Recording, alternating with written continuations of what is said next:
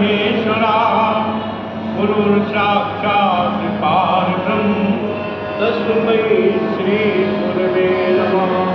प्रेम से बोलिए सद्गुरु भगवान की जय। साथ संगत जी, अभी परम आदरणीय तिवारी जी नियमों की बहुत बात कर गए यहाँ पर। वास्तव में नियमों का पालन होना चाहिए।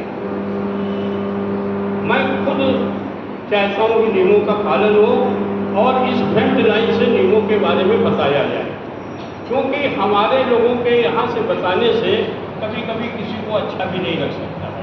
ये महापुरुष हैं ये लोग, ये कुछ कहेंगे तो उसका असर पड़ेगा, इसलिए नियमों का पालन होना चाहिए। ये मैं भी कहता हूँ और हम समझते हैं सब लोग कहना चाहेंगे। अब 12 भी बज चुका है, अभी भी कुछ लोग आते जा रहे हैं और बाबा जी के पास पहुँच रहे हैं। ये भी नियमों में उल्लेख होना चाहिए कि 11:30 बजे के बाद वो पीछे आदमी बैठ जाए और बाद में यहाँ आकर के बाबा जी के चरण छूए, क्योंकि इससे भजन गाने वाले बोलने वालों को भी तकलीफ होती है। तो लिहाजा नियमों का पालन तो होना ही चाहिए। ये अनुशासन बहुत अच्छी चीज़ है। अब दास, हालांकि समय नहीं था, मैंने जाके अनुरोध भी किया था कि अब बाबा जी को दिया जाए माइक, बहुत अच्छी बात है, क्योंकि आदेश हुआ है तो मैं बोलूँगा। 11:30 साथ संगत जी, ये जो प्रणाम हम करते हैं, ये प्रणाम सच मानिए आज भी समाज में ऐसा व्याप्त है कि जो प्रणाम है वो या तो जात के आधार पर होता है, या धर्म के आधार पर होता है, या पद के आधार पर होता है, या गरीब और अमीर के आधार पर होता है। जबकि वो स्वामी तुलसीदास जी ने लिखा है कि सिया राम में सब जग जानी, करो प्रणाम जोड़ जुग पानी। उन्होंने इस पूरे ब्रह्मांड के जो भी जीव जंतु हैं, पेड़ पौधे हैं, नदियां हैं, पहाड़ हैं, जो भी इंसान है, सबको उन्होंने ये कहा है कि सब प्रणाम के योग्य हैं। फिर हम ऐसा क्यों करते हैं? हम पद के हिसाब से प्रणाम क्यों करते हैं? हम धन के हिसाब से प्रणाम क्यों करते हैं? हम जात के आधार पर प्रणाम क्यों करते हैं? साथ संगत जी, एक बहुत ही हमारे भी जीवन की घटना है, मैं बताता हूँ। हो सकता है किसी को न भी अच्छा लगे। मैं उत्तर प्रदेश राष्ट्रीय निर्माण निगम में कानपुर विश्वविद्यालय की यूनिट पे था। हमारे यहाँ कुछ ऑडिटर आते हैं, तो हमारा जो एक 4th क्लास का एम्प्लॉई है उसको मैंने फ़ोन करके कुछ डायरेक्शन दी। वो समझ नहीं पाया कि कौन बोल रहा है। पहले उसने कहा प्रणाम सर, प्रणाम सर। मैंने कहा मैं राकेश गुप्ता बोल रहा हूँ।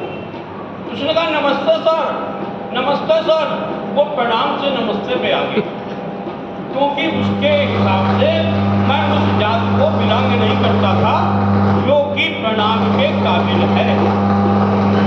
अब तुलसीदास जी की बात देखिए, उन्होंने लिखा सिया राम में सब जग जानी, करो प्रणाम जोर जुग पानी। और जब ये चौपाई लिखी तो लिखने के बाद वो विश्राम करने चले गए, और जब विश्राम करने गए तो रास्ते में एक बालक मिला।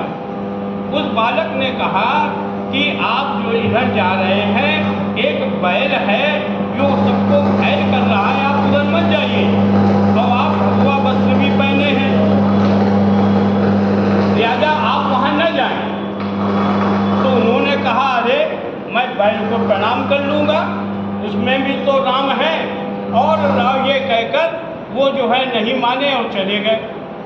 बैल ने आकर उनको घायल कर दिया, और जब बैल ने घायल किया तो घायल होने के बाद उनको ये लगा कि अब पहले हम मंदिर जाएंगे, और लौट के मंदिर आए जहाँ पर उन्होंने वो चौपाई लिखी थी। उन्होंने कहा ये चौपाई तो बिल्कुल गलत है। मैंने तो उसे प्रणाम किया, उस बैल को प्रणाम किया, मैंने तो उसमें भी राम देखा, लेकिन उसने मुझे घायल कर दिया। और वो चौपाई को फाड़ने लगे। इतने में हनुमान जी प्रकट हो गए, और हनुमान जी प्रकट हुए। उन्होंने कहा महात्मा आप ये क्या कर रहे हैं? तो उन्होंने सारी बात बताई।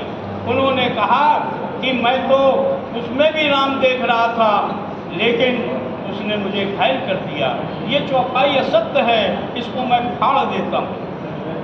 साधु संगत जी, हुआ क्या?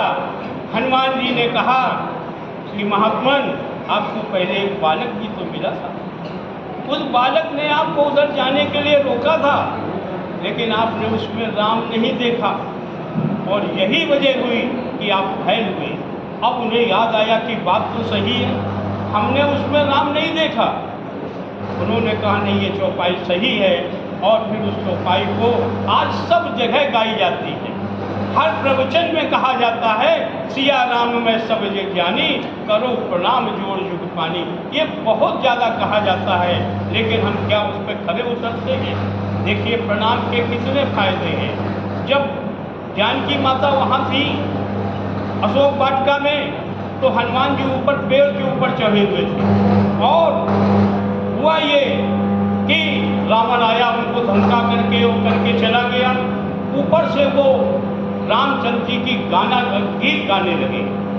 तो जानकी माता ने, बड़ी अच्छी लाइनें हैं, किसी ने लिखी हुई है और मैं सुना करता हूँ, तो मैं उसको थोड़ा सा, उन लाइनों को थोड़ा सा गा के बता देता हूँ। उन्होंने कहा, सीता जी ने, कि राम नाम को रटने वाले जरा सामने आओ तुम, कौन हो तुम, क्या नाम तुम्हारा, इतना तो बतलाओ तुम। तो हनुमान जी ने क्या किया? देखिए कितना प्रणाम करने का ढंग देखिए। उन्होंने नहीं कहा कि माता जी प्रणाम, उन्होंने पूरा परिचय देकर प्रणाम किया